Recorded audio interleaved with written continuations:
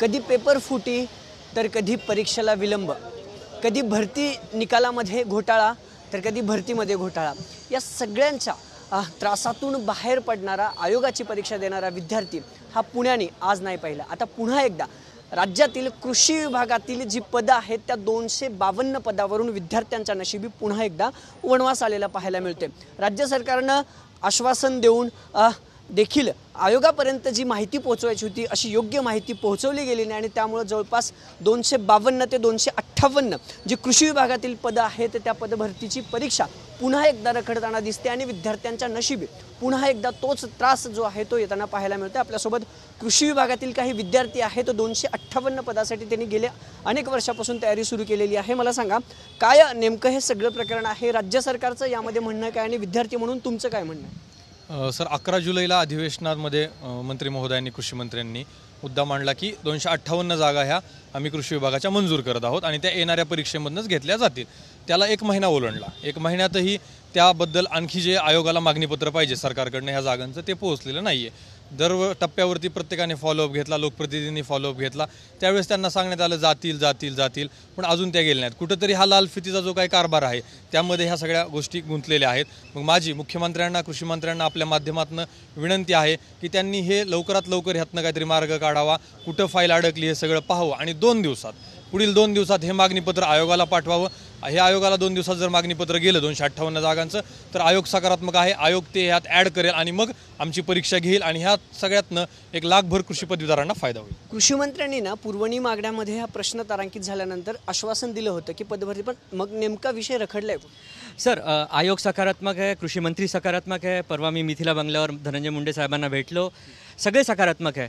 गोष्ट फक्त एक आहे की ज्या बिंदू नामावली आणि बाकी काही गोष्टी टेक्निकल असेल त्यामध्ये, आणि आम्हाला एकच म्हणायचं आहे की जे असेल ते असेल, परंतु आता 25ला एक्झाम आहे, आजची 10-12 दिवस त्याचा बाकी आहे। आम्हाला ती संधी द्यावी, 258 जागा आमच्या ॲड व्हाव्या आणि सगळ्या 258 जागेसाठी 1 लाख कृषी पदवीधर बसणार आहेत, तर त्यांचं उज्ज्वल भविष्याचा विचार करावा। पण मग 25लाच घ्यावी ही मागणी का होते? नेमकं यामागचं कारण काय की 25ला जी स्पर्धा परीक्षा होत्या त्यात हे 258 पदांसाठी देखील भरती परीक्षा घ्या?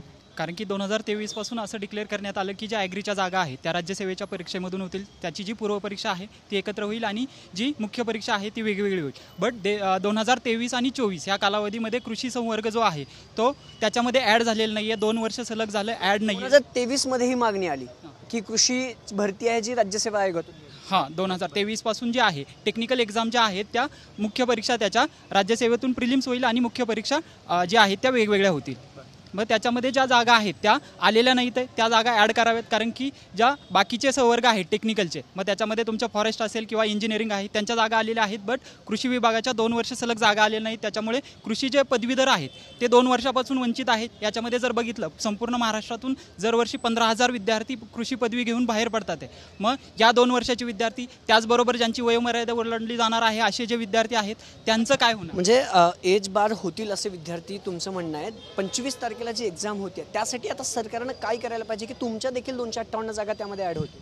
आता याच्यामध्ये सरकार फाईल म्हणजे गॅडकडे फाईल गेलेली आहे, तिथून पुढे जी आता जी प्रोसेस आहे त्याच्यासाठी CM साहेबांनी लक्ष घालून ती फाईल पुढे पाठवावी आयोगाकडे आणि येत्या ह्या 10-12 दिवसावरती जी एक्झाम आली आहे त्यामध्ये त्या जागा ॲड कराव्या असं माझं म्हणणं आहे। जर समजा 25ला नाही झाली तर विद्यार्थ्यांचं काय नुकसान होऊ शकतं?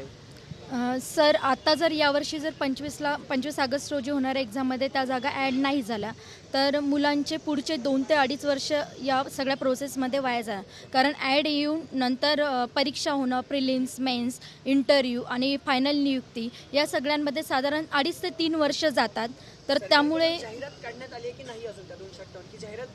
सर ॲक्च्युली कसं झालं आहे माहिती आहे का, धनंजय मुंडे साहेब यांनी नाही का विधानसभेत प्रश्नोत्तराच्या तासामध्ये या जागा म्हणजे 2024मध्ये समाविष्ट होतील असं उत्तर दिलं होतं, परंतु आत्तापर्यंत त्या जागांबद्दल म्हणजे ती प्रोसेस झाली आहे की नाही? सर अजून जाहिरात आली नाही, पण सर जर बघितलं ना तर 2018 नंतर आमच्या नियुक्त नाही आहे। 2021ला जे मुलं सिलेक्ट झाले, 2022ला झाले ते अजून सर्व्हिसमध्ये गेले नाही, 23ला आमची ॲड नाही, 24ला हे असा कारभार आहे। नेहमी अन्यायग्रस्त 1 लाख विद्यार्थी आहे, तो 258 जागांची ही सगळी भरती आहे आणि 18 असेल, 2021 असेल, 22 असेल त्यांची देखील नियुक्ती रखडलेली आहे। म्हणजे जवळपास हजारो विद्यार्थी आहेत, लाखो विद्यार्थी आहेत जे कृषी खात्यातून ह्या सगळ्या परीक्षा देतात, पण त्यांची भरती अजूनही रखडलेली आहे आणि पुन्हा 258 ज्या जागा आहेत, जी पदं रिक्त आहेत, त्याची देखील परीक्षा ही 25 तारखेला आयोगामार्फत घ्यावी अशी मागणी या विद्यार्थ्यांनी केलेली पाहायला मिळते.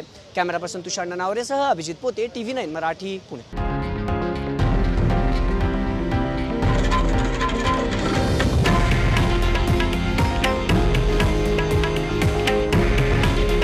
हे आहे देशातील नंबर 1 न्यूज नेटवर्क आणि आपण पाहत आहात TV9 मराठी. काळजी तुमची, हित महाराष्ट्राचं.